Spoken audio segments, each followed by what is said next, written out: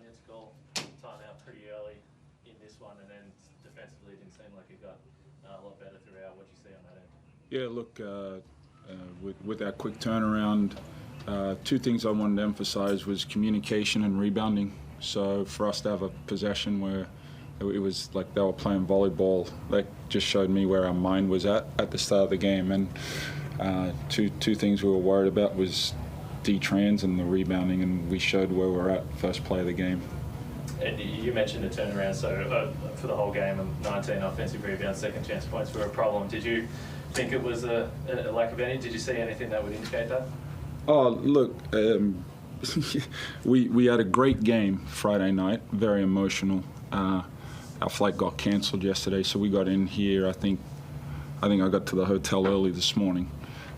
So those can go one or two ways. You can come out with great energy and spirit and play really well, and I would be in here saying, man, what a great group, we fought and we made it happen. But as I said, that first possession really showed me where we're at. We did a great job in the second quarter of fighting back and giving ourselves a chance. We just couldn't get over the hump. Tonight I think we cut it to 4 potentially with the ball, and that was probably like our opportunity if we could have like put a little bit more scoreboard pressure on them, but we just couldn't do that tonight. And the 19 offensive rebounds, I want to say 12 of them were in the first half. They're a pretty physical team as it is, go to the free throw line a lot. What's challenging about the way they play offense, because it is a little bit different? You said they're a physical team. Well, they get to the free throw. No. Yeah. So Ty Webster, he's a physical player. I'm not debating that. Olgun, you're reading the stats. How many fouls on Ty Webster? 0. Fouls drawn? 0. Their point guard, what did he have? I got you. Drew 4 fouls. And how many did he have? 0. Interesting in my eyes, when he's chasing around some elite guards in this competition for 40 minutes. Very interesting, you know. But we just weren't on the money today. Big Sauce he was cooking us everywhere tonight. We just had no presence defensively. Thought Travers come in and gave us a great presence with him flying around and creating some steals and easy opportunities. And you can see Tayshaun, he's been playing phenomenal. Tonight he was a little slow. And you can truly see the impact he has on our team when he's playing at an elite level.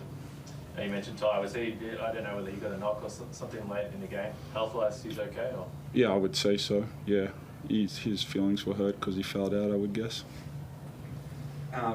That 7th, 8th spot in this rotation, It looked like Todd Blanchfield got those minutes tonight. What are you looking for, and did you decide that pre-game? Is it a matchup thing? Is it a circumstance thing? How do you decide that? Absolutely a circumstance thing. I coach on feel, and Blanchfield's been practicing very well for a couple weeks, phenomenal at practice. And so tonight he went in. He got what was really good about that tonight is he went in and he found an easy score. And then the next time when he was open on the 3, he stepped up and shot a very confident shot. It's amazing when you just, free throw or a layup, how that gets your confidence going. So, yeah. Jesse is one of the vets on this team.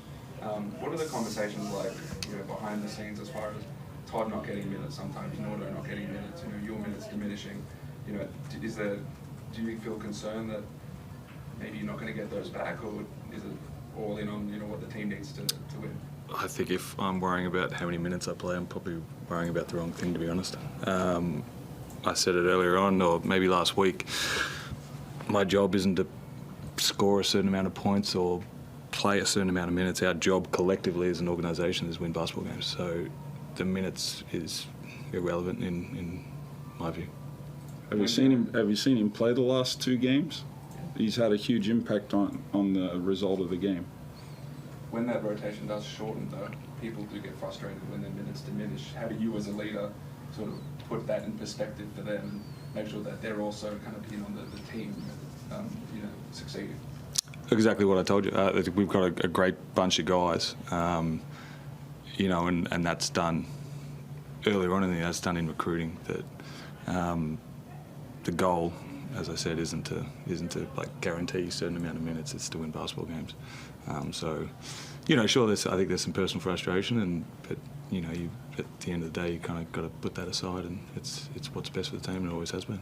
What are you seeing out there defensively? Why this team is getting leaky at times? Why the effort on the boards doesn't seem to be that? What are you seeing out there? Yeah, look, I said it to the group at half time. It was a 6-point game, and I think we were exceptionally lucky for it to be a 6-point game. Even the final score, I don't think was a true reflection of the game. We should have been getting pumped at halftime on the scoreboard, and we weren't. I mean, they had 49 rebounds. We had 25. That's pretty much double. That's probably a good indication of, as JR said, of where we were at. And credit to them, they fully deserved it. They wanted it more. And at the end of the day, to only lose by 21, I think that's probably lucky, to be honest. It wasn't great. 112 points, and we're going to have nights where we don't shoot well, or we turn the ball over, or things like that. But we've still got to knuckle down and keep them in front and rebound and pursue the ball, and we didn't do that. Yeah, how do you address that? Because it seems like offensively you guys are good, but defensively it seems to have been a trend throughout the season, and rebounding as well. How do you fix that as a coach? Yeah, well, we watch film. I think,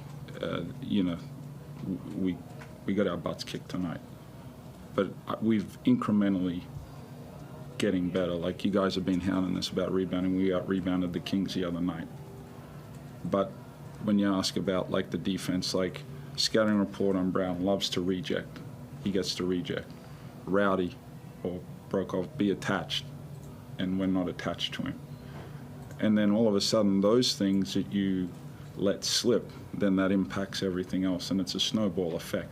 We're out of position for rebounding, all of that type of stuff. So when we're locked in, communicating, we had some miscommunications on some switches, they shoot wide open threes, So those are the things we talk about at practice, communication. We do, like anything, we do some drills to emphasize that type of stuff. We've been playing well, and they were ready. There was a lot at stake in tonight's game, and they come out and they deserved it, and we weren't ready, first and foremost. Just more broadly on that, and even the last 10 games you've been winning a bunch, but some of the defensive stuff, just you score a lot and you give up a lot of points. Historically, that's tough in this league once it gets to the postseason. You're confident that you guys have enough defensively to really compete? Absolutely. Let me know when they're going to stop keeping score in the game.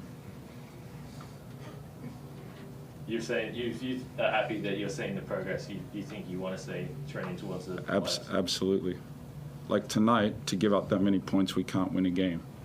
But, everyone likes to talk about ball screen coverage and this and that.